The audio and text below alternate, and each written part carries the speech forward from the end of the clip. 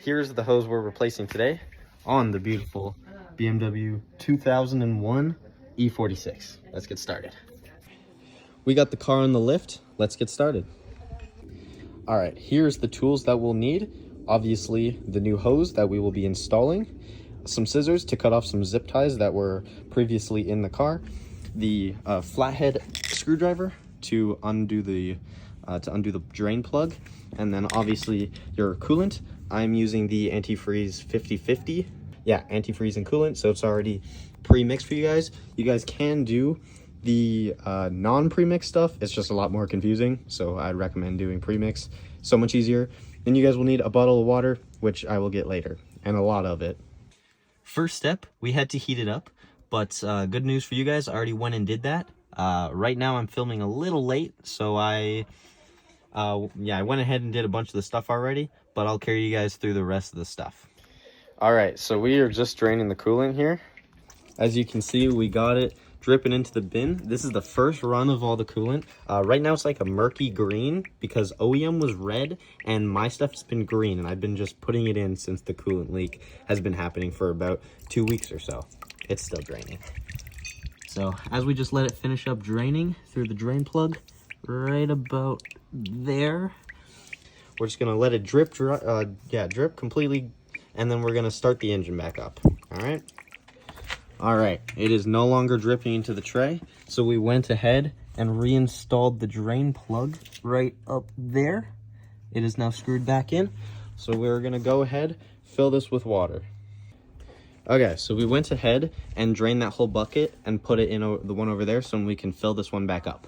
I just went and filled up my whole water bottle of water, just normal tap water, put it in here up to the maximum line. Since this is a BMW, it has 2 little balls to the bottom one.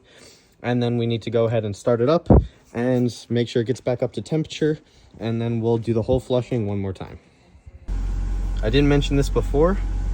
If I focus there, we want the heat to be about just past this line, and you want to make sure, it doesn't matter what your fan setting is, but you want to make sure your temperature gauge is all the way up, and well, whatever this is, to be all the way up, because we want to activate the thermostat, and we want to make sure the heater core is working and circulating the coolant around as well.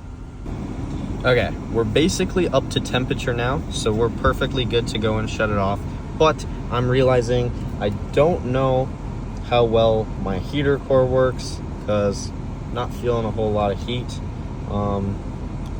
Let's hope that's not a problem.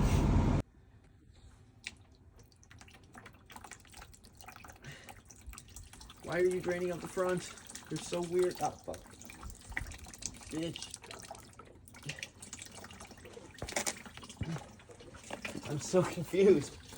Why is it doing that? Oh. That's the recorder. Okay. Besides a bunch of those tools, the one tool I forgot was this pick.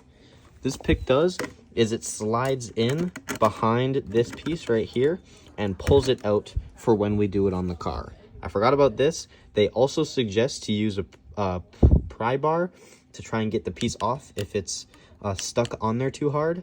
So we're gonna try with just this and see how we do. Okay, so we are in the middle of changing the hose right now. It's insanely dirty because we had no cover under the car. So we had to take out the air intake and the whole box to get to the top part of the hose, and I had to yank it out straight, which is what I used the pick for. And now we're trying to do the underneath one, but there's a lot more grease and a lot more dirt and rocks underneath, so pulling it out is really hard. We are gonna go get a bar to try and pry it out, like a pry bar to try and pry it out. All right, so we just finished swapping the hose. Some good news is and some bad news is. This was the old hose. This was my duct tape job on the hole that was there. It didn't work. But yeah, the old hose was a little bit smaller. We got the new hose in. If you want to come over here, I'll try and shelter you from the rain a little bit. But if you want to look right through here, oh, you can't see that. Can you just, there. So right here is the new hose. It is a little bit thicker, but it is on now, so we're good. Some more bad news for the radiator. I wasn't taking off the radiator screw, so we're gonna have to do some more flushes, and I'll be back when it's all done. Let's go.